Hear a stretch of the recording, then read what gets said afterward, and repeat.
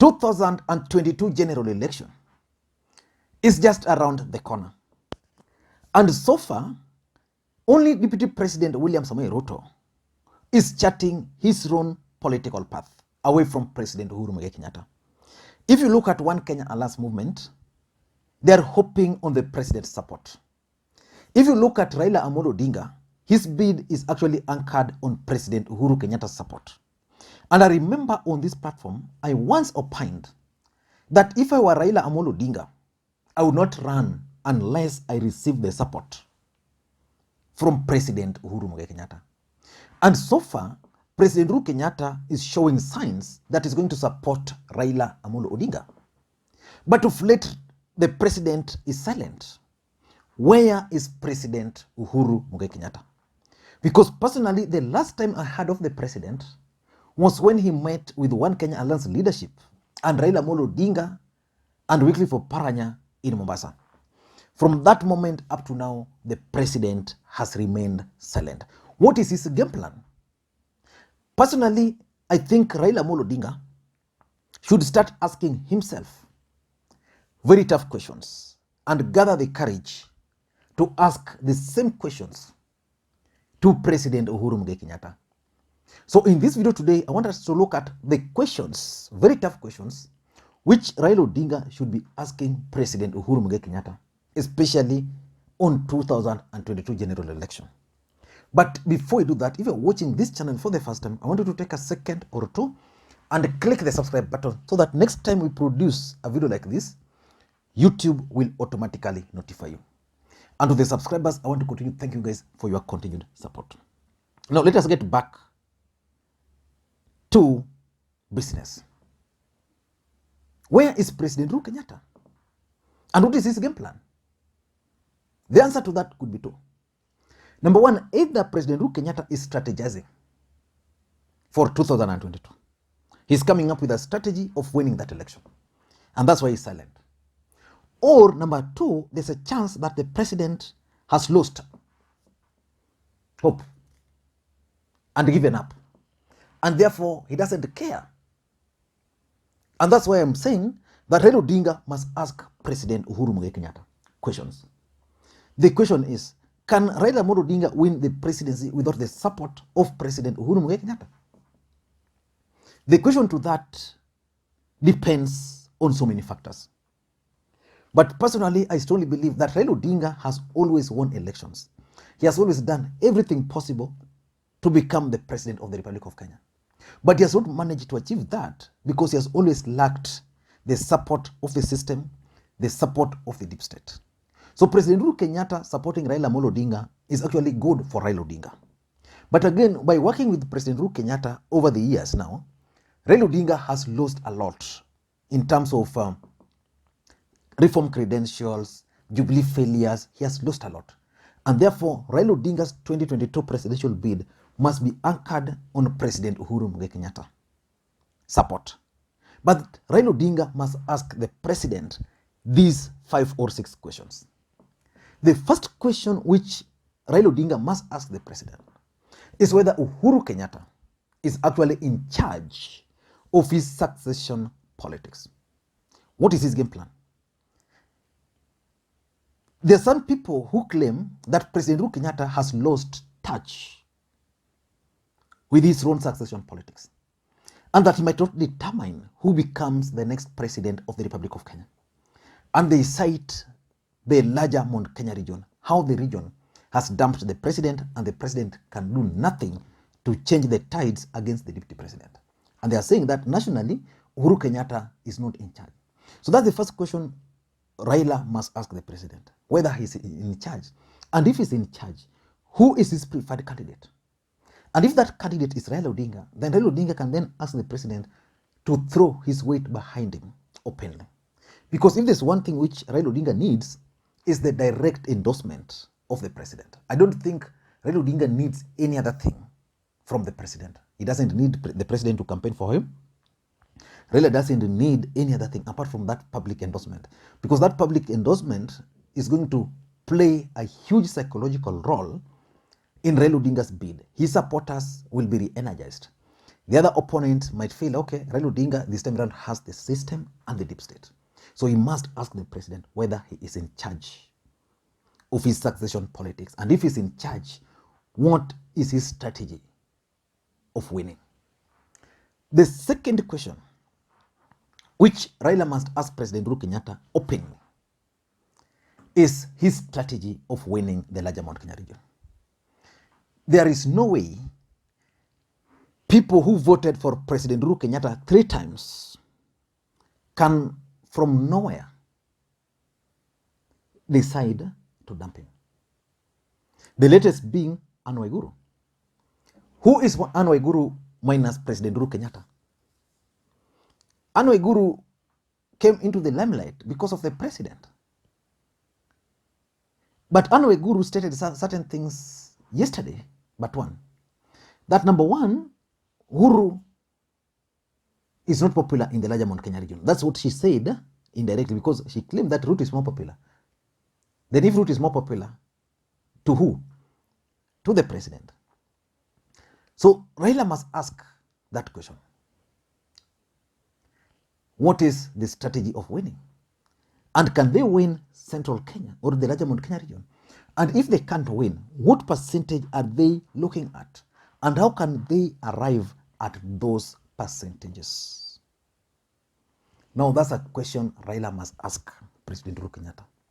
The third question he must ask the president is, when is he taking Raila Odinga to the larger Mount Kenya region? The handshake between the president and Raila Odinga brought peace into the country. The country was divided right in the middle. In fact, there were talks of secession. But the moment these guys had the handshake, Central Kenya on the larger Mount Kenya region never embraced it fully. ODM supporters, because they believe on Raila Odinga or in Raila Odinga, embraced it. So President Uhuru Kenyatta has been visiting ODM strongholds since that handshake, together with Raila Odinga. I can't remember the number of times the president has visited Kisumu, Western Coast with Raila. But President Uhuru Kenyatta has never taken Raila Odinga to the larger Mount Kenya region. Of course, they've shared podiums there. But 90% of those cases are normally funerals. ODM supporters and Raila Odinga supporters are waiting for the president to take Raila Odinga to the larger Mount Kenya region. So when Raila Odinga and Uhuru Kenyatta meet, that's a question you must ask the president. That we have a few months to the elections. When are you taking me to the larger Mount Kenya region? I was reading somewhere that President Uhuru Kenyatta's strategy is that Raila Odinga should start by going there alone. And that's why Raila Odinga has started going to the larger Mount Kenya region. But that's not enough. The thing is, there are even undecided voters who are waiting for the president to throw his weight behind Raila Odinga. If the president can go to the larger Mount Kenya region for an event accompanied by Raila Odinga, then he invites Raila, the way he did during Madaraka Day in Kisumu here, to speak. That will be a huge statement. The fourth question, Raila must ask Uhuru or himself, is Uhuru Kenyatta turning out to be a lame duck president? A president who is not in charge. If Uhuru was in charge today, there are certain things which would not be happening in this country. There was no way the deputy president of the Republic of Kenya can turn an official residence into a campaign center. That one. There is no way President Uhuru Kenyatta would not have sway over his own member of parliament, Moses Kole. There is no way certain things happening in this country would be happening. So the question is President Uhuru Kenyatta turning out to be a lame duck president?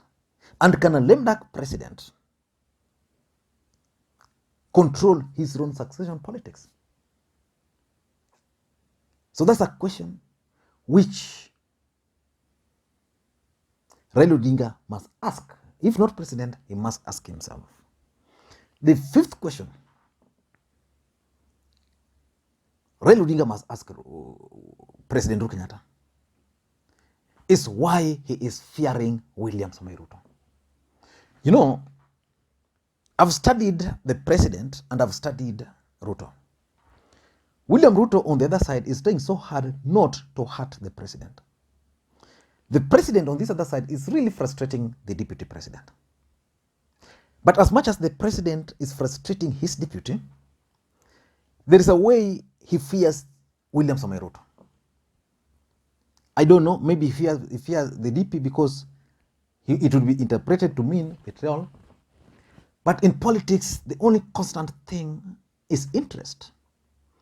If President Uhuru Kenyatta's interest and those of the DP are no longer in concurrence, then he should not fear. Unless the president is also playing games and therefore he doesn't want to hurt the DP. But I think there's an element of fear in all this. So Raila must ask the president why he's fearing his deputy. Because there are certain things which are happening which would not have been happening in this country if the president was courageous enough. The president should have reshuffled his cabinet, for example, because you can't have a divided cabinet and expect to offer services to the country. A cabinet where people allegiance is to different people,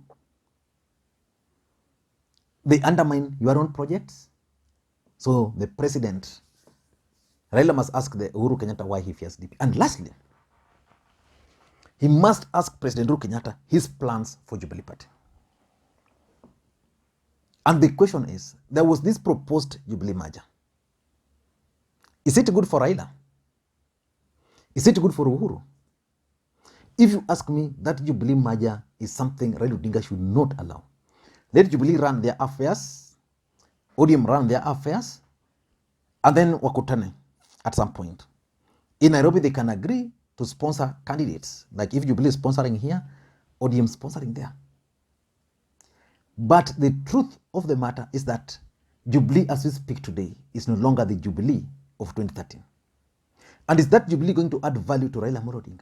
So we must ask President Uhuru Kenyatta his plans for Jubilee Party. If he's planning to revamp Jubilee, if he's planning to revive Jubilee, if he's planning to change the officials of Jubilee Party, because a strong Jubilee Party is actually good for Raila Odinga. But remember, we are in a situation where there was this talk of merger. Then a group of members of parliament comes up and oppose. Then it means the president is not in charge. If the president was in charge, by the time Rafael Tuju was issuing the statement about ODM Jubilee merger, these members of parliament should have been informed so that they know well in advance that there's this plan for Jubilee. But that's not happening. I don't know what you think. Do you think President Uhuru Kenyatta is serious with the 2022 general election? Or because he's going home, then the president doesn't care? I want to hear your thoughts on this. And for those who are watching this channel for the first time, please take a second or two and click the subscribe button so that next time you produce a video like this, YouTube will automatically notify you. And with the subscribers, I want to continue. Thank you guys for your continued support. Without that support, this channel cannot be where it is today. Thank you guys, and may you have a good day.